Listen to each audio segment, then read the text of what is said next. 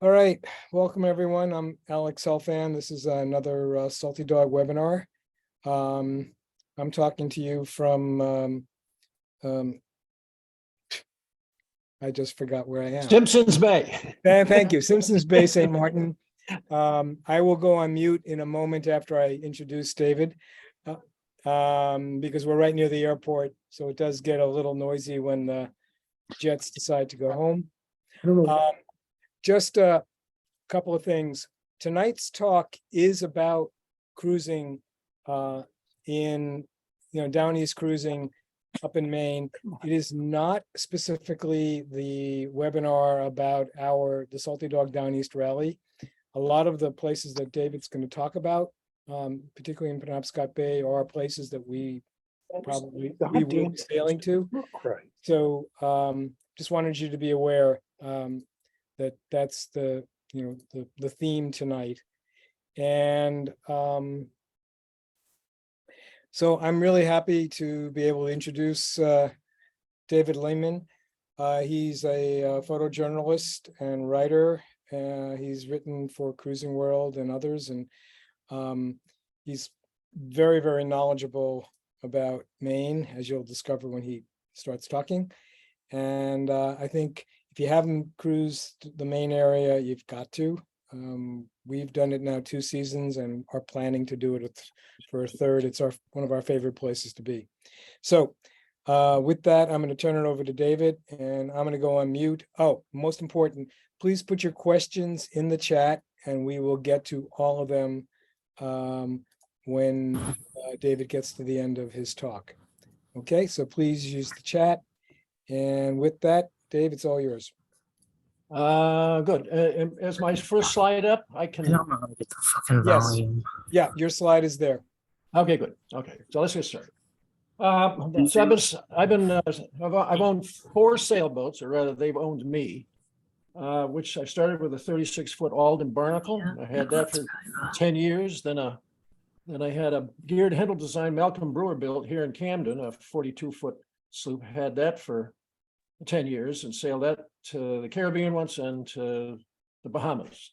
And then I had a Lord Nelson 41. I sailed that to the Caribbean back and forth for about 5 years, and I kept it down there and lived through 3 hurricanes on it in the Caribbean. And then I bought a Lord Nelson 41, which is this one here.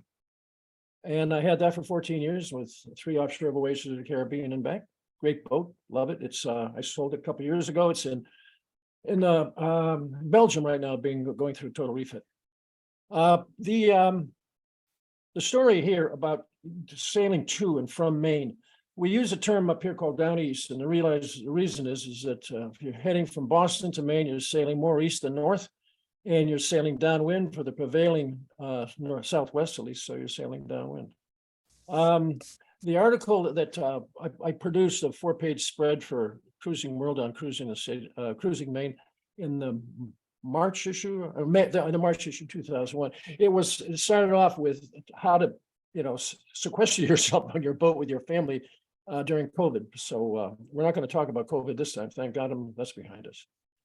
In that article, in that section, there's also a whole page on the disasters to avoid. There's a lot of fear for people heading down east, and I've heard people in the Caribbean say we'd never go there because of the lobster trap lines. Well, I'll help you deal with those. But there's other things you got to deal with, and we're going to go through those one by one as we go through the presentation. There's fog to deal with. There's 10-foot tides, which create 4-knot currents in certain places. There's lots of rocks and ledges that bear out at low tide and are covered with 10 feet of water over at high. There's lobster trap lines, and then there's always the problem of dinghies going adrift. So we'll get started here with losing them close to Maine. Now that's the northern tip of Mark Island with a couple of nice boats heading around. And if you're going to get there, all right, you got lots of options. Power boats, well, yes, you're certainly welcome to come to Maine, but there's not much dockage space. So you're going to be anchoring a lot like all the sailboats are. It's a straight shot from the Cape Cod Canal to Monhegan of 130 miles, and at 6 knots, that's 24 hours. Done that many times. The only thing to watch out for is ferry boats, commercial fish, and at night, a lot of fishing vessels. There used to be hundreds of them out there. There are not so many now. There's no wind tower problems right now, but there may be later on, like south of Block Island, there's wind towers to watch out for. If you're going to hop up the coast, you can get from Cape Cod Canal to Boston to Annisquam in Gloucester in an easy day. And then it's another 60 miles from the Annisquam up to Portland. But still, you're not in Maine yet. We don't consider Maine until you get to Penobscot Bay. Okay, you can do the easy way, and maybe the ladies might appreciate this, and you leave the boat at home, and you just spend a week on one of these beautiful sailboats. They do all the cooking, and they'll have a lobster party ashore for you at some beach. It's a great time, and you'll learn a lot about the bay from the skippers that run those things. Okay. If you pass, this is Portland Head Light, and if you pass, you won't see this. If you go directly from Cape Cod Canal to Monhegan, you won't see this. It has a range of 15 miles. This is the island to head for. It's 100, I says 140 miles, the Cape Cod Canal. The Monhegan Light, it's white. You can see it for 15 miles away. The problem, it flashes every 15 seconds, which is a pain in the butt. There is really no anchorage in the harbor. The harbor is in here. There's too much with lobster boats, and the bottom is very hard, and there's a good current flows through here. The anchorage is up in here, and there's usually one or two moorings that are used by the day boats that come across from the mainland to deposit tourists. They're occupied from morning till afternoon, but if you come in the evening, you can usually pick up one of their moorings. We've dropped a hook over here, but it's pretty deep, and the swing room isn't much. So usually we try to pass by this. I haven't anchored there in 20 years. So if you're going to go, but it is a marvelous island to explore. This is there's a big hotel, and there's 2 or 3 other Airbnbs in the place. There is a ferry terminal dock, which you see here on the right, but don't go there. There's a beach next to that where you can pull the dinghy up on the beach. There's lots of shops and galleries. It's an art haven in the summertime. There's lots of trails that lead through the woods that go over to the cliffs on the east side. And if you tramp through those, you're quite likely to see some little tiny houses that have been built by little blonde-haired elves for the ferry boats, for the ferries. So it's a good thing for the kids to do. For the older folks, they can sit on the porch, and the piazza here for the inn. Now from Monhegan up to Rockland, it's about 6 hours. So you go straight up. There's 2 ways to go. If you're going at night, don't try the Muscle Ridge. Go outside or around. There's plenty of lights to guide you. But if you're going during the day, going up through the Muscle Ridge is fine. There'll be a lot of lobster traps in the way, a lot of buoys floating, and I'll get into that in a minute of how to avoid those. But you got to keep a sharp eye and go on the right side of the buoys.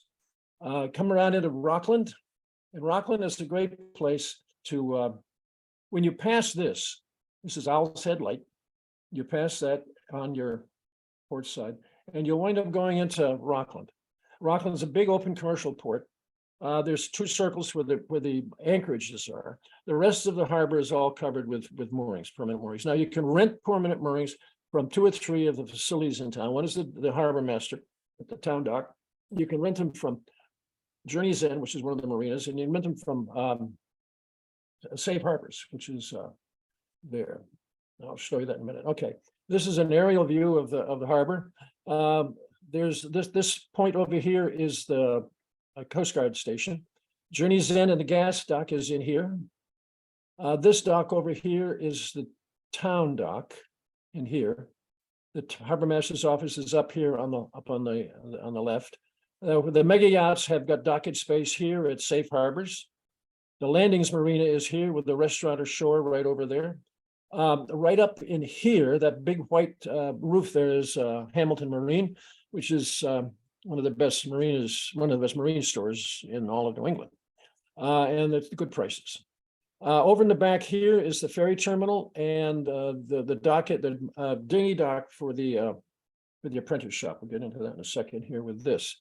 This is all the services around there. There is a dinghy dock on the walkway. This is a breakwater, which you can walk all the way from the Samoset Resort all the way out to the lighthouse at the end. And there's anchorages in here, and there's a little dinghy dock right in there. There's also a dinghy dock over here at the apprentice shop, and the apprentice shop is a boat building school. Nice to drop in. They've got displays and stuff. You watch the people working on building little boats.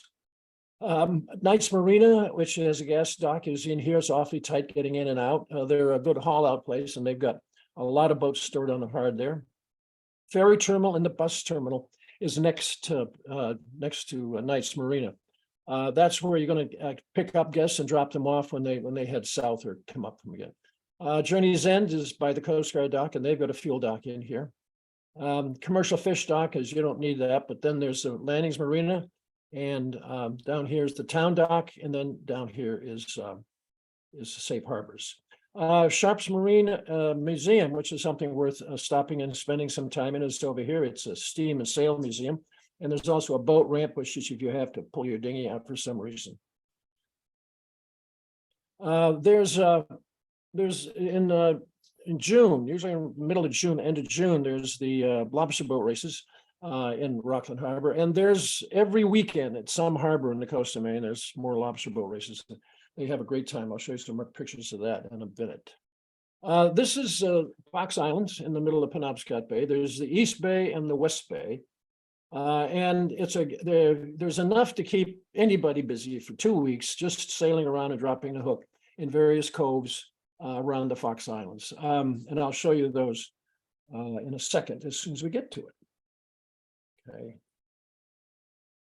No, that's not where I want to go. Go here, then here. These are the distances. These are the different routes. The magazine article I wrote was just taking a tour around the Fox Islands. So you leave Rockland, go to Pulpit Harbor, stay up in here, and these little bunch of islands up in here, Butter Island and Eagle Island. And then you come around to Mullen Bay, and then down to Calderwood, then through the Fox Island, through a fair, down to Perry's, through the Larry Ledbetter's Narrows into Long Cove, then down in through the Reach to Carver's Harbor, and over to Brimstone, then over to Isle of Hoe, and then up over Stonington, and then back down to Seal Cove, and then back around, and then over to Camden for your last couple of days in civilization. So let's get going with where we're going to go here now. The first going up the coast, the next two harbors are Rockport and Camden. I've spent 50 years here. I had my boats mostly moored in Rockport because that's where my business was. I ran a film and photography school there for 35 years. I live now in Camden, up here where this dot is up here. It's a marvelous place to live. And I'll show you the pictures so you can see what it looks like. Going into Rockport Harbor, we used to call it Rolyport because when the southwest is blowing and anything south, there's a good swell that comes in through. And so it's a little rocky. The wind can be blowing at 20 knots in the bay southwest. By the time you get into Rockport, it's calm. The reason is the wind packs in against the hills and blows over the top. So it's usually calm when you get into the harbor. This is a fish dock here on the left, but then Rockport Marina is over here far on the left, and the town docks are over on the right, and they have dock space. There's usually no rental dock space at Rockport Marine. They do have gas there. There's no gas at the town docks, but there is moorings, and they have electricity and have a pump out system now. This is Rockport Marine. They're primarily a boat building and a boat restoration facility. They do have some space, but it's usually all taken up with boats that they have been working on. You go into Camden, which is just around the corner, and straight in. The Mark Channel is easy to follow into the inner harbor. There's only really one anchoring space, and that is right there where the circle is, and I can show you what that looks like in a minute. This is a picture from the top of Mount Batty. You can climb up to this very easily. Well, there's a hard way, which is the front way, and then there's an easier way, too easy. You can walk up the toll road if you want, or you can go up the back road called the Carriage Road. That's off of Mountain Street. There we go. This is what Camden Harbor looks like from the air. Curtis Island Lighthouse is down here in the bottom. These boats right in here are moored. These are all moorings, and up in here, these boats are all anchored. So there's an anchoring space up in here. You should call Steve Pixley, who is the harbor master, and ask him where you can drop the hook. And either he or his assistant will tell you. You can call up Rockport, and you can call up Wayfarer Marine, Lyman Morris distant relationship. They're here and they have moorings for rent. The yacht club, which is over here, they have moorings for rent, and Steve Pixley at the harbor master's office may have moorings to rent. There's also a dock space at, there's a fuel dock here at Wayfarer. That's the only place to get fuel and water, and they have a discharge, but also the town of Camden has a discharge boat that'll come out and service you on the mooring or on the anchor. They have a limited amount of dock space in here in the harbor at the town dock. The library is right up the hill. French and Braun is just across the street, which is the little tiny general store, which is most things you're going to need. There's a dinghy dock here at the end of Steamship Landing, which you can park the dinghy and then walk up and around it to town. The mountain is up here at the top just behind, so you get plenty of things to do and see. This is what it looks like from inside. All these docks have got 2 boats tied to them, and they're all private. Great little town. Lots of shops. There's 2 things. I've called this we're the home furnishing center of Maine. There's more home furnishing shops than there anything else. A lot of hustle and bustle in the summertime. It's a busy tourist place. This is important because sailors, you've got to get off the boat and hike. This is a map of the hiking trails on the Camden Hills State Park. And I make a lot of those climbs 3 or 4 times a week to stay in shape. They're all well-marked trails and they're all well-worn and the views are fantastic. So come and join me for a hike. All right, let's leave Camden and go over to Pulpit Harbor. So it's right straight across here to Pulpit Harbor. There is a bit of a problem, and I'll show you in a minute about doing that, because when you cross in here, there's some things to watch out for. But Pulpit Harbor is, that's Pulpit Rock. And usually, well, there used to be, I don't know, this last year I've been over there, but there used to be an osprey nest in there, and you could, in the early summer, you could see the chicks. Pulpit Harbor is a tiny little spot. There's a lot of private moorings in here, but there is space to anchor. And on usually Thursday evenings, Friday evenings, you may find 3 or 4 windjammers in here, anchored for the night. This is what it looks like from the air. Most of those boats in here are all on moorings. There's a few in here that are on anchor. The town dock is over here where you can put the dinghy. You can put the dinghy over here and you can walk over the bridge and come over here. And the only general store for provisioning on the island is right over here. North Haven, which is the town, is on the far side of the island, and that's a couple of miles. So you don't want to do that. Okay. So we're back to Pulpit Harbor, and there's a couple of places we can go. You can go up around the island. You can go from here up through and up to Castine. You can go up through here and over to Stonington, or I'm just going to take you around to Mullen and over to Calderwood Island. So Calderwood Island has a very nice beach, which you can pull a boat up on or pull a dinghy up on. There's a rock in the middle right out in here. Got to watch out for that. I've wound up spending a couple of hours on top of that. So Calderwood, we're already there. Calderwood and then Calderwood here. Okay.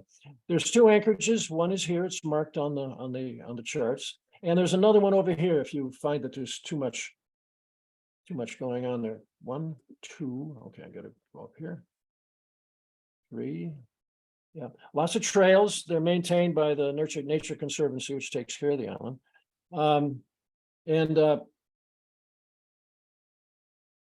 Oh, as long as you're going ashore. Oh no, there's one more anchorage. This is the one on the east side of the island, and that's Searcher anchored over on the east side of the island.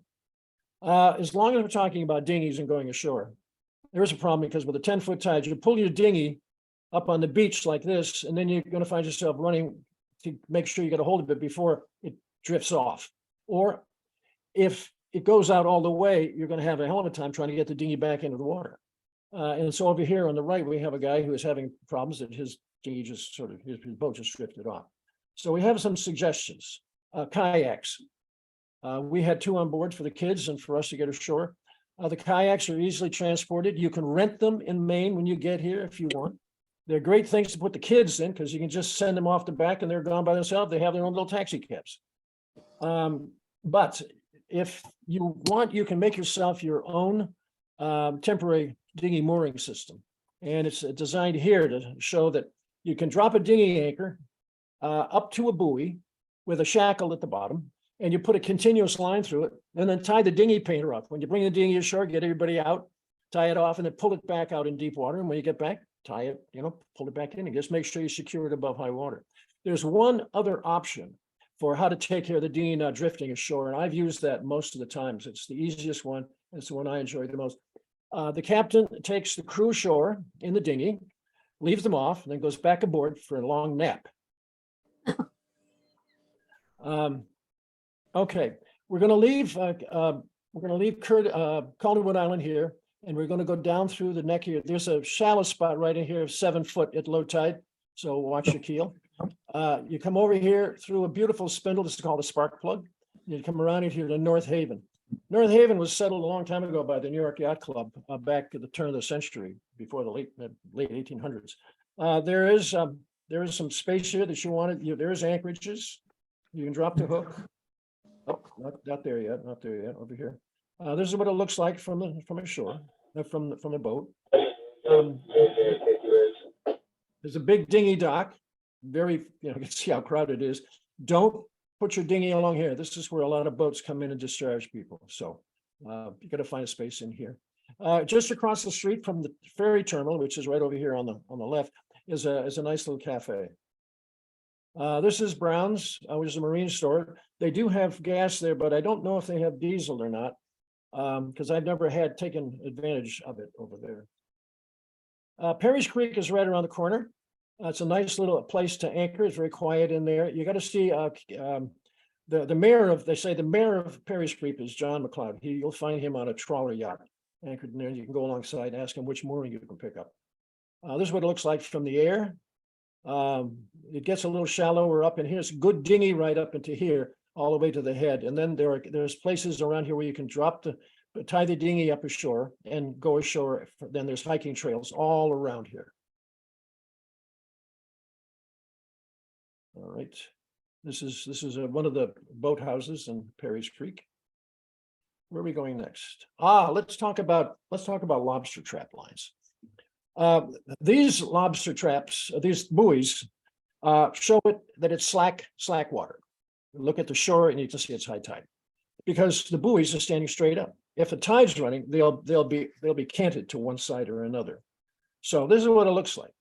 If there's slack water, the toggle, which holds the line from the trap up so it doesn't wrap around the trap or get stuck on rocks on the bottom. It goes straight up to the toggle, and then there's a line that goes from the toggle to the bottom of the buoy. This is the problem. This line that goes straight up and down to the toggle is usually not a problem, but there is a problem from this line here. But it's slack water, there's not much of a problem. Problem gets over here is when there is a current running, and now the toggle is there and the buoy is over there. And you don't want to go between the toggle and the buoy. So you want to go around the spindle top. Keep that in mind, folks. Go around the spindle top, which means you got to have somebody with a sharp eye up in the bow or somebody watching which way they're going. And they'll all go in the same direction. So once you figure it out, okay, we're on an ebb tide, they're all pointing south. Now we should go around that side. So this is how that happens. Let me show you this. All right. High tide, the toggle is at one point, and the water's pretty high above it, so therefore there's a straight line up to the buoy. If the tide is low, now the toggle can almost reach the surface, and many times will reach the surface, and the line from the toggle to the buoy can float right under the surface, and this is when you can really snag those lines. Boats with full keel boats usually never have a problem, and I've never had a problem with any of my boats because they've all been full keel. So you just go right ahead, and I just plow right through them. Power boats have a big problem. I have a friend of mine who has a power boat in Camden. He has a Lord Nelson tug yacht, and he won't go out at night because he can't see the buoys and he doesn't know which side to go on. If you snag a line, you can try backing down. You can try pulling it out with a boat hook. You can go over the side, which is awfully cold. Boy, I tell you, it gets really cold. Or you can try to make it ashore and call up a diver and have them cut it off. But when you cut off, now it was advised by some people to make sure you have a have a cutter on the prop shaft. Well, I'm not in favor of that. The reason is if you cut off a lobsterman's buoy, he's lost the trap, which is couple $100, plus he's lost today's catch. And usually those lobster traps are tied to 2 or 3 or 4 traps. And if he loses one end, he may have lost the entire gear, all the gear. And this is their livelihood. You're on vacation, so be forewarned. Let's go from there down through Ledbetter's Narrows into Hurricane Sound on the west side of the Fox Islands. This is very tight in through here. There is a buoy and there's a rock, so you got to go on the north side. I've spent many times anchored in here and up into Long Cove, which is up here on the right. Turnip Island is right here, and that's where I had a picture of searchers tied up there. This is a nice little summer cottage. Actually, the Ledbetter Island was a big quarry site back at the turn of the century and before that, and this was the manager's house. This is Turnip Island with Searcher, my bowman. Okay, this is Hurricane Sound. Hurricane Island is down here at the bottom. That's where the Hurricane and Outward Bound School is, and now a Hurricane Institute is there. And it's a summer school for kids and adults. Ledbetter's Narrows up here. Long Cove is in there. This is the basin in here, and it's you can get in, but with a dinghy. You can take kayaks in, but if you're in the wrong tide, the current here can the outfall of the water coming out of this basin can be up to 10 knots. So you be careful. There is a boat anchored in here, which is in this picture here. That yacht right in there is anchored right in there. Coming down through here is pretty open. You can get to Hurricane Island over here, or you can go around Greens Island in 2 ways. You can go down through the reach, which the ferry does, or you go out around the side to get into Carver's Harbor. Where are we? Okay, that's that picture, and is this one. Okay, the reach, the buoys are going into Carver's Harbor, so they're red on the right going into Carver's Harbor all the way down through. Heron's Neck Light is right here. That's what that looks like. So the places to anchor, and I'll show you in a minute, there's no anchorages in Carver's Harbor, it's too full, but you can anchor around here on Potato Island, and there is some anchorages up in here, in this area up in here. There's Neck, and then down here. This is what Carver's Harbor. There are 2 huge lobster fishing ports in Maine. One is Stonington, and the other one is Islesboro, this one here. And so all these boats you see out here, 90% of them are fishing boats. So the anchorages are over in here in what's called Sand Cove, and down here near Potato Island over here. You stay out of this area here because the ferry comes in right into here. This is where the ferry comes. But all these docks along in here are all fishermen's commercial docks. The town dock for dinghies are right up in here at the very head, and the general store is right there, and there's a good restaurant right in here. It used to be called, well, what was it called here? They've sold it, but now it's been sold. I'll think of it in a minute. The town is nice to walk around in. It's very Victorian. It looks like it was last occupied in the 50s. Okay, a nice day trip. You can do this from an anchorage up north. You can actually come down, stop at Carver's Harbor for lunch, and then get over here to Brimstone Island. Brimstone's sort of special. We've been there a lot. This is the beach on Brimstone. This whole beach is all stones, very small stones. And you can see, nice, right? I usually carry a couple of these with me, have for years, just to put my hand in my pocket and I can say, there's Maine. From Brimstone Island, you can go up around to Seal Cove. This is about an hour and a half. You 4 miles over to Seal Trap, or over to Elaho Thoroughfare in through here. This is a marvelous island with lots of trails to hike on. This is Seal Cove. It is narrow it's narrow when you get there. There is a bar in the middle which you can get over and get inside to the inner basin at mid-tide to high tide. Make sure you tie off astern. You got to run a line ashore because there's not any swing room.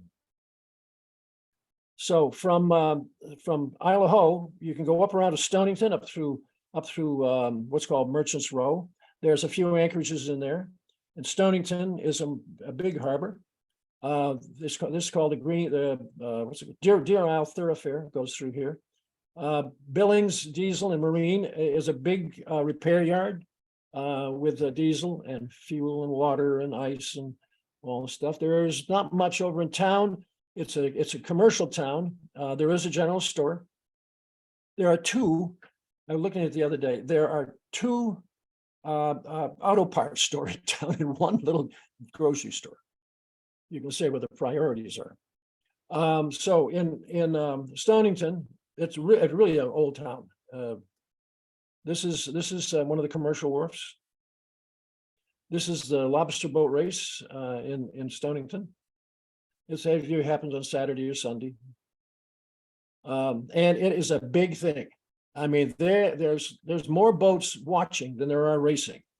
And it's a big outing. But this is what they all come for. This is what you're heading to Maine for. Bugs. Okay, where are we going to go from now? We're going to go back to Seal Cove. So Seal Cove is a marvelous little place on the east side of Islesboro. Of Vinyl Haven. And there's anchorages down in here. There's also some anchorages down and through here, but it can get deep and the currents can run. So you're going to make sure you either anchored bow and stern or you got enough swing room. I've always anchored bow and stern down in any of these places in through here to make sure I'm not swinging. What was great, if you have kayaks on board, this is a marvelous place to take kayaks. I've actually taken classes with kayaks here through this cut through here, all the way up and then on the other side to the Fox Island Thoroughfare. Don't do it a little tight, it's all mud. Okay. All right, from Seal Cove up to Castine is 16 miles. So that's a couple of hours. And in Castine, you've got two anchorage spaces, one here and over there. The Maritime Academy is here, and usually summer their ship is gone on cruise with the cadets. So there's not much going on in town. There is a small convenience store, but no grocery store. They have liquor. There is a couple of bars in town. And usually a lot of good activities. One of the things I like about going up in here is it's a great dinghy ride up to the Bagaduce. This is the Bagaduce River, which is a good dinghy ride all the way up through into here. You can actually come all the way over and go down through here to the Bagaduce Lunch, which has got great lobster rolls. That's a great place to go. But it bears out in a couple of places. It gets really shallow, so make sure you go when you got a good tide. Okay, the Camden to Castine race. The Camden Castine race happens this year on August 3rd. Now that the boats left Camden the previous weekend for the Camden Classic, which is 2 days of racing, and then they dispersed and made their way up to Castine. Then they do the Castine to Camden race on one day, and then, oops, in the middle is I back up here. Here's another one. This is the schooner race, which goes from Gilkey Harbor and Islesboro down to Rockland on the 7th of July, early in the season. There's probably 15 schooners that go out for day chartering and for week-long chartering in the coast of Maine. So there's them, schooner race going into Rockland. Okay, there's a Union Fair, which is in July. It used to be in August, but they've moved it up. But there's horse races. Usually a demolition derby. They closed it for 2 years during COVID. There's food and rides, and it's fun all day. We do take kids out all the time. In July also, there's the American Blues Festival. That's happening again this year. And then the Camden Classic on the 27th, 29th this year of July. There's usually about 50 or 60 boats and they're all beautiful classics, mostly all wood. And they get together primarily to get together. The race is just an excuse. Then there's a big party at Lyman Morris's Wayfarer Docks. Okay, now where are we going now? Okay, now we're back to the Camden, to the Castine to Camden race. That's followed the next day by the Camden to the Camden Classic to the Reach over here, and that's Friday, August 4th, because the next day is the Eggemogan Reach race. This one here. This is the Eggemogan Reach. This is Eggemogan Reach here, and they just sail down here back. It's just a day race. But the Wooden Boat School is over here. This is a marvelous place to see, and this is where all the action takes place during the Eggemogan Reach race. But up here at the top is Brooklyn Boatyard, which makes a lot of the boats that are sailing. This is the looking into Brooklyn Boatyard, and this is looking out from the Brooklyn Boatyard. The Eggemogan Reach race is August 5th. It looks like that. There's a lot of fun. This is the fleet lined up.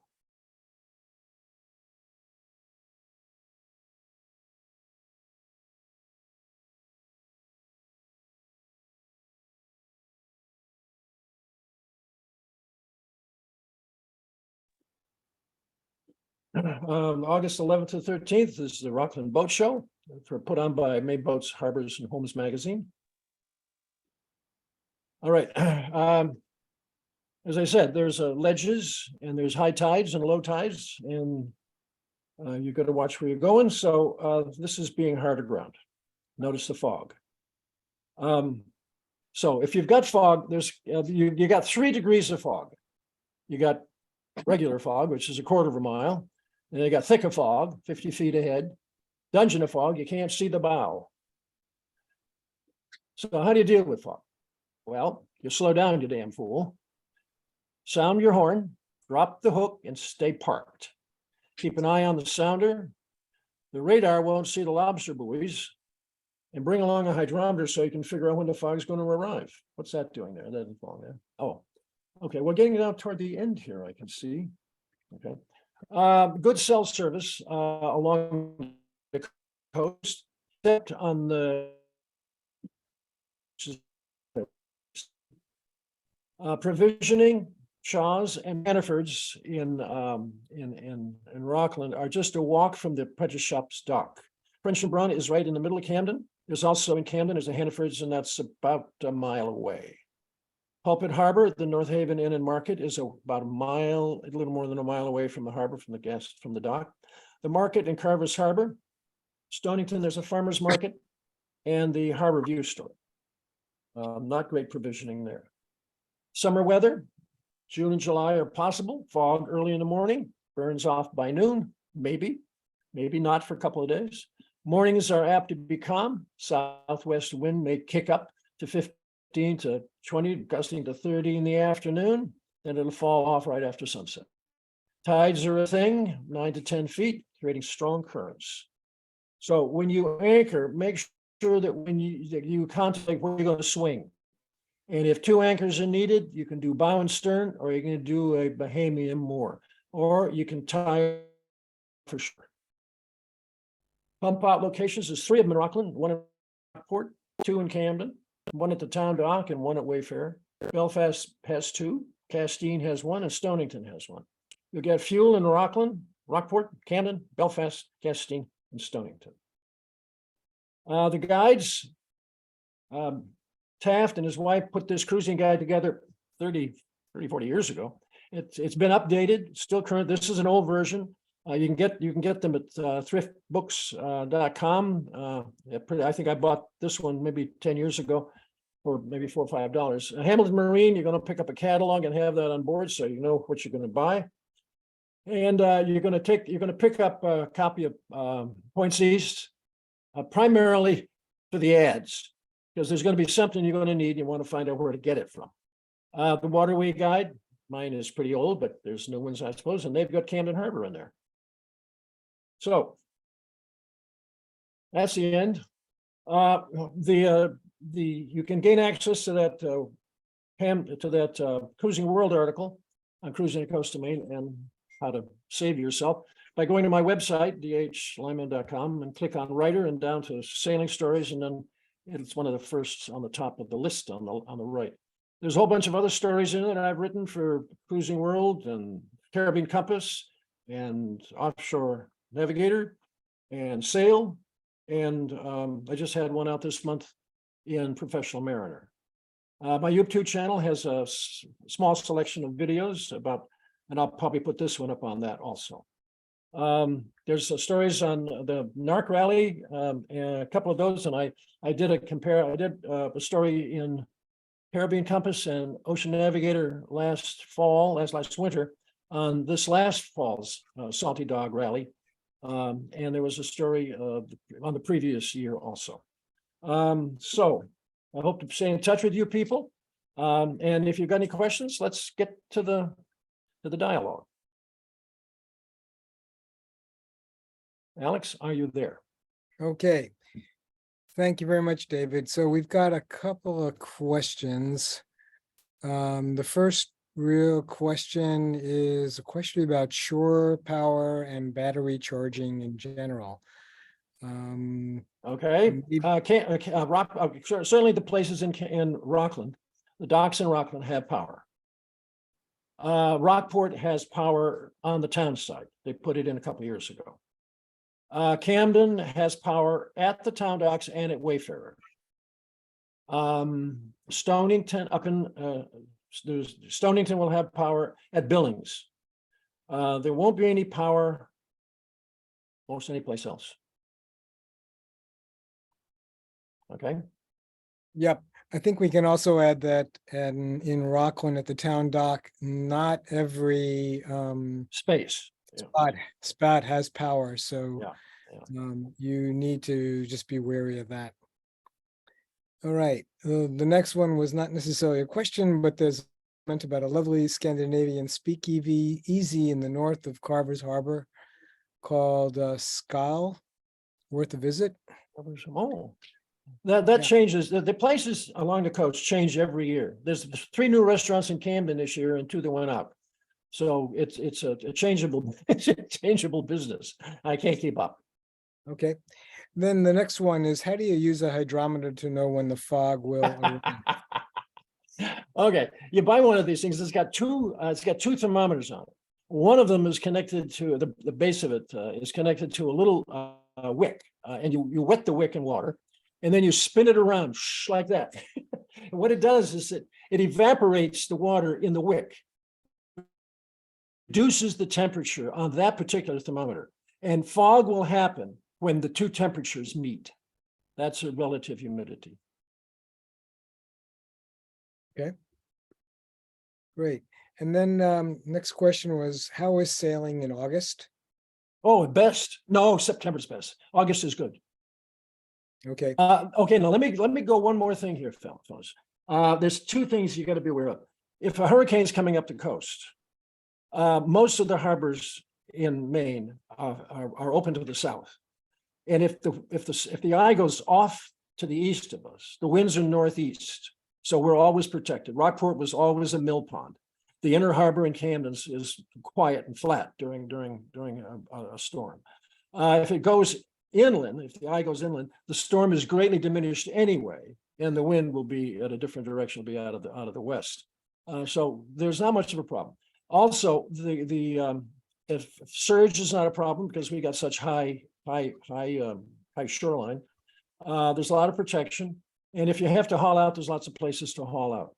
I've got 4 or 5 places where I would go tuck in for a hurricane more, and a bunch of my friends say they're all going to head over to Pulpit Harbor. So I'm like, well, that's not where I'm going to go. So you got hurricane problems to deal with. If you're going to leave the boat, you can put it on a mooring and rent that for a while, and those moorings are commercial. I wouldn't anchor my boat and leave it unless someone was watching it. And it's called boat sitting. I've done it for a number of people, and I've done it in the Caribbean, and I've had people sit on my boats in the Caribbean. It's better than having it left on the hard. I had a friend of mine in the Caribbean who went down, told me just recently, he left his boat for 7 months to get back. The boat was covered inside with mold because there was no air conditioning and no dehumidifier. The batteries were dead. The alternator wouldn't work. His water maker wouldn't work. It took him a month and a half to get the boat back in operation again. So leaving the boat is not a good idea, especially in the tropics. but having somebody on board the boat, so the boat is operating and the pumps are being used and the systems are being used. They say a boat left on the hard rusts, and so does the crew. All right. The next, there was more of a comment about folding props versus feathering props Mhm. as a way to help avoid catching lobster pots. Yeah, I had a maxi prop on my my Bowman, but the keel protected the boat from trapping those, and the skeg on the aft end of the boat was canted at an angle, so they just slipped off. It depends if you've got a skeg rudder, if you've got a spade rudder, spade keel, then the chances. My son is a budding yacht designer. He's graduating this spring from Solon University, and we have big arguments about hull design and keels. And I say, what do you get that bulb sticking out in front for? You're going to catch lobster. He says the boat's not going to sail where there are lobster traps. As far as like folding props go, there's two kinds. You can do the feathering ones, which go like this, right? And then you got the ones that'll wrap around themselves like that. And those won't catch anything. The ones that are just like that, flat, those might, but it's mostly the keel design that's going to save you. What's next? Okay, I get that one. Sailing honest, best equipment to prevent catching lobster trap. No. Oh, now there's another thing. My friend had on his powerboat, from the end of his keel to the bottom of his rudder, he put a wire so that no lobster traps would the line would just scoot across the bottom of the keel and off, and it wouldn't get stuck on the rudder. It wouldn't go up into the prop. Now I've said, well, why don't you do it with the lobster fishermen? Put a cage on. I said, so it'll cost you a couple $100 to put a cage on. He says, yeah, but it'll knock a half a knot off my speed. I says, you're only doing 6 knots anyway.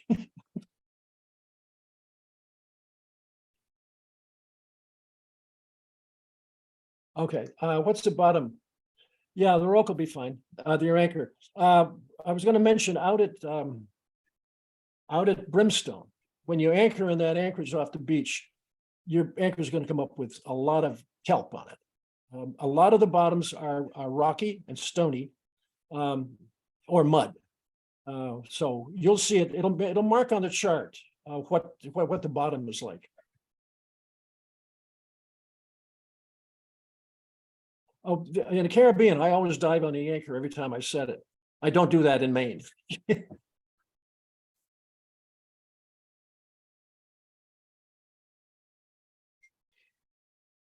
Okay, David, can you see the other questions? Because unfortunately, Yeah.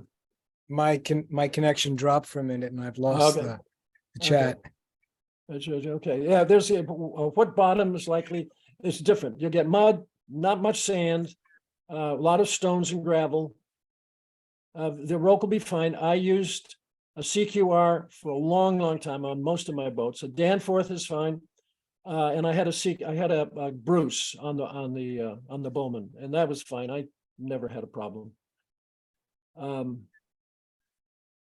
Do wing keels tend? Yeah, well, yes. Depends on whether these wing keels stick out forward and can you see getting something caught on it. And mostly when you're out doing this, you're going to be motoring, then you're going to be straight up anyway. Carry folding. Yeah, a saw will be handy, and yeah, and definitely a wetsuit. If you're going to go over the side, a wetsuit's very handy. And Okay. that's the last of the one I can see. Okay, any other questions from anyone? Well, I know we've been in Maine for 2 seasons. We're going back for a third, and everything that David's said is really true. It's a really magical place. So I highly recommend that you all consider it based on the number of participants we have tonight. There seems to be a lot of interest. So we're really glad to see that. And we'll have another webinar sometime in the near future discussing our rally that'll kind of at least get you up there. And then Recording in progress. once you're there, you just plan on spending as much time as you can. So with that, David, thank you very much again. I'm going to stop you. the recording unless there's any other last questions. Going once, going twice. All right. So recording stopped.